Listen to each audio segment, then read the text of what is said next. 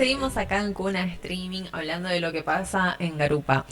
En este momento estamos con la licenciada en psicología Melina Kottbauer. Corregime si pronuncio bien tu No, apellido. está bien, sí. Bueno, muchas gracias por la invitación, más que nada.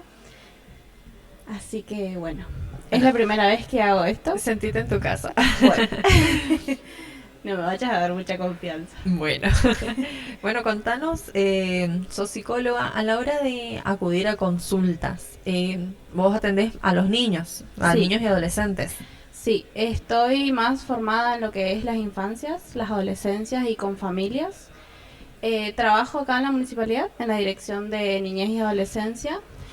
Bueno, ahí atendemos muchos casos más vulnerados. Trabajamos con los casos de oficio, denuncias. Eh, es un trabajo mucho más comunitario, no es lo mismo que el trabajo en lo que es el consultorio particular. En consultorio particular trabajamos mucho más lo que es el niño en su individualidad, en lo que son acompañar la crianza con los padres, la orientación a los padres. Obviamente siempre ellos llegan con un motivo de consulta, entonces el proceso es mucho más prolongado. En cambio acá en la dirección de niñez nosotros trabajamos a raíz de alguna denuncia que llega, intervenimos de manera comunitaria, socioambiental, hacemos las visitas domiciliarias y bueno, a raíz del problema que hay, que siempre son problemas de maltrato, de abuso, intervenimos siempre de manera más abrupta. Es como que no tenemos eh, un proceso, digamos, prolongado de decir, bueno, vamos a actuar de esta y esta manera, sino que es al ritmo que surge y siempre es mucho más así abrupto, digamos. Siempre nos toca, bueno, dependiendo del caso, recurrir a la institucionalización en los dispositivos de cuidado, que es muy diferente al trabajo en particular de lo que hago. Justo también, o sea, eso te iba a preguntar, ¿no? Que la iniciativa de ir a consulta, en este caso, en tu trabajo particular, ¿no? Ujú. ¿Es mayormente de los niños o de los padres? De los De padres. los padres. Siempre que llega la demanda, generalmente llega de las escuelas, porque o de un pedido pediátrico o neurólogo. Nunca es, no por decir nunca, casi nunca es por los padres que consultan. Siempre es por un pedido de intervención de un tercero. Bien. Muy pocas veces es un padre que dice, bueno, yo acudo por tal y tal razón, sino que creo yo que es difícil también creer o hacerse la idea de que tu hijo está pasando por algún proceso en particular y pedir ayuda. Entonces, generalmente siempre es de terceros. ¿Y esos pedidos de consulta, por qué generalmente, o sea, de las escuelas son porque son chicos inquietos o... Y generalmente en lo particular hay muchos problemas en la vinculación, en la regulación emocional. Chicos que por ahí les cuesta gestionar sus emociones, les cuesta vincularse con sus pares, eh, tienen problemas porque bueno, en las escuelas obviamente tampoco saben lo que pasa en el entorno familiar. Entonces siempre el pedido va a llegar en base a cómo ese niño se comporta en el ámbito educativo. Entonces, cuando llegan los padres a consulta, llegan con ese motivo de consulta, pero vos después te das cuenta que a raíz de eso hay muchas otras influencias, que es quizás el entorno, padres que trabajan mucho, padres que no están casi nunca, niños que se crían con terceros, entonces uno, por eso digo, es un proceso mucho más prolongado y el motivo de consulta no siempre es el inicial, con el que se inició la demanda, digamos.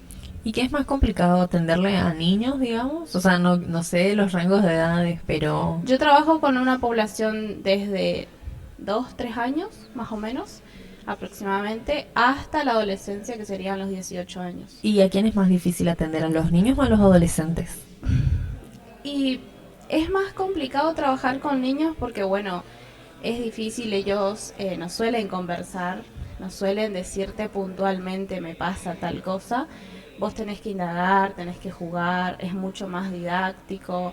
Eh, buscas la herramienta, por así decirlo, de ver cómo ellos se desenvuelven, cómo son, vos te das cuenta en el juego, en el dibujo.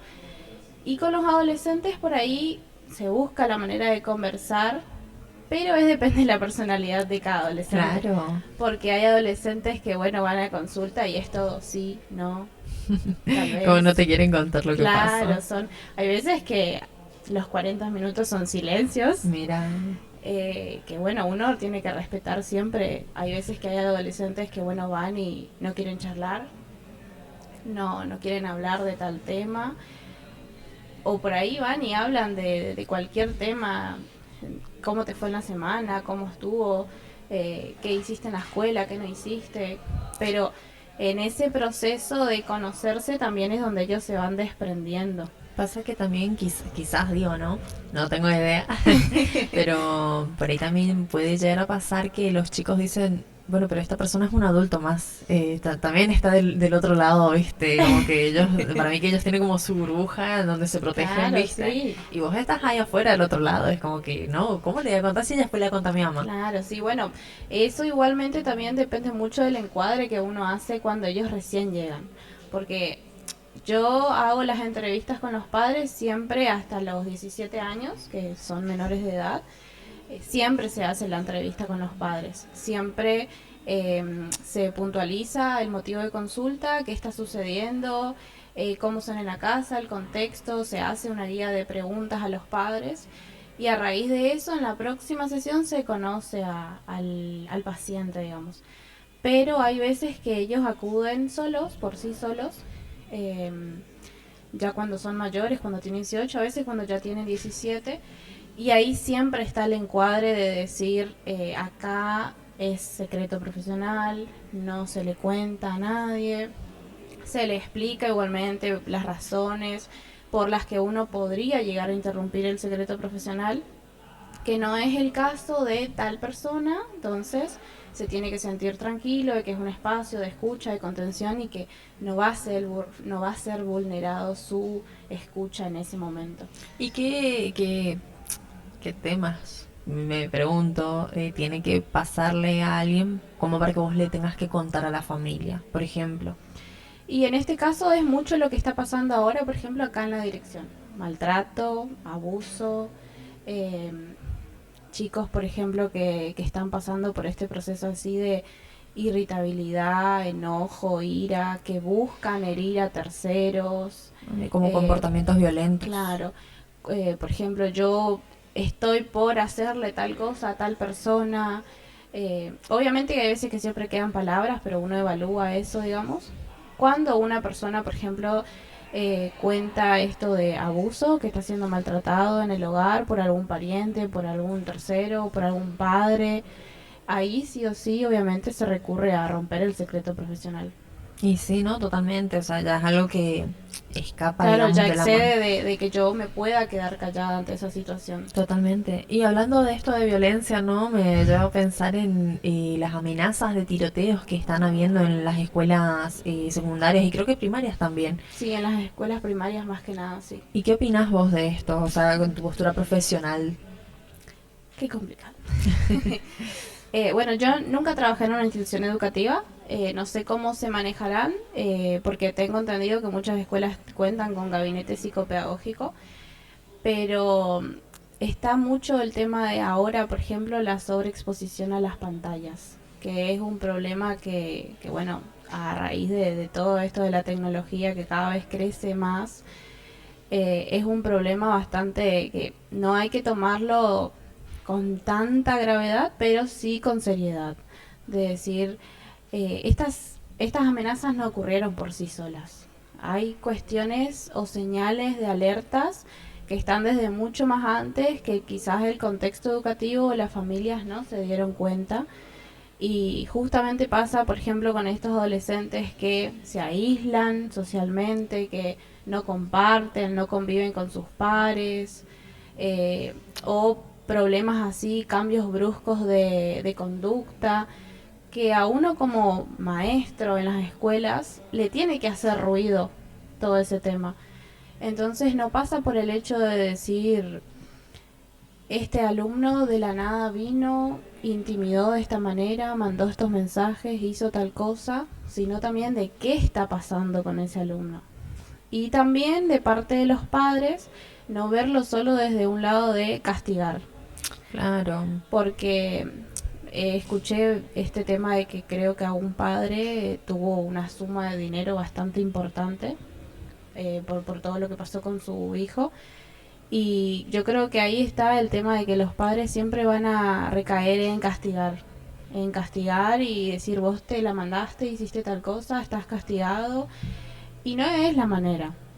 No digo que no se ponga límites, obviamente, pero siempre si vas a poner límites, también tenés que hacerlo desde el lado de que tenés que escuchar, a ver qué le está pasando a ese adolescente, por qué hizo lo que hizo o qué lo llevó a hacer eso.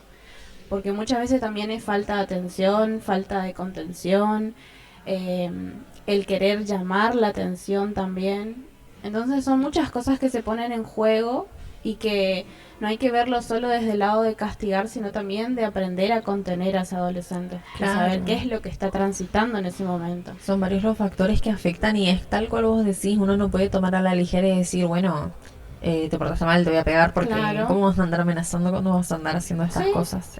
No, aparte es un tema delicado que está bueno que los adolescentes, yo digo que al estar tan influenciados por las redes sociales, por los medios, quizás son más vulnerables. Entonces también estaría bueno poner el ojo en algunas situaciones en los padres de que supervisan un poquito más a los chicos, que los escuchen más. Eh, Está muy bueno y estaría buenísimo para seguir desarrollándolo, ¿no? Pero bueno, vamos a ir cerrando este Claro, capítulo sí. por acá. El tema es, como vos decís, esto de, por ejemplo, de supervisar más. A veces es complicado con los adolescentes porque ellos están en esa etapa de privacidad, de no tocar mi celular, de que yo ya soy grande para hacer mis propias cosas, tomar mis propias decisiones. Pero no pasa solamente por el lado de, bueno, yo te quito el celular o no te dejo ver tal cosa, sino por el simple hecho de decir, también tenés que convivir con tus pares, de decir, bueno, usa tu celular tranquilo, podés usar ciertas horas del día, pero no todo el día. Claro, totalmente. No todo el Hay un día, límite. porque yo creo que las pantallas hoy en día son muy informativas también. El problema es cómo las usamos. El problema no es la tecnología, sino el uso que se le da totalmente. Eso, exactamente. Bueno, vamos a ir cerrando por acá porque Ok. está bueno el tema, pero es muy extenso. Sí. Tendríamos que dedicar todo un programa a hablar solamente de esto. Una hora de eso. Totalmente. Así que bueno, muchísimas gracias por acompañarnos, Meli. Y la verdad que es muy lindo saber de todos estos temas y también de que la comunidad pueda enterarse de lo que pasa, ¿no? Y de cómo solucionarlo de alguna manera, ¿no? Acudiendo al psicólogo, ¿no? Y distintas herramientas que encontramos para poder solucionar estos problemas. Así que bueno, muchas gracias. Muchas gracias a vos Ah. por invitarme. Sos bienvenida cuando quieras. Bueno, cuando vos quieras, yo estoy. Y bueno, así que esto fue todo por el capítulo de hoy y nos estamos viendo en el próximo episodio. Muchas gracias. Gracias.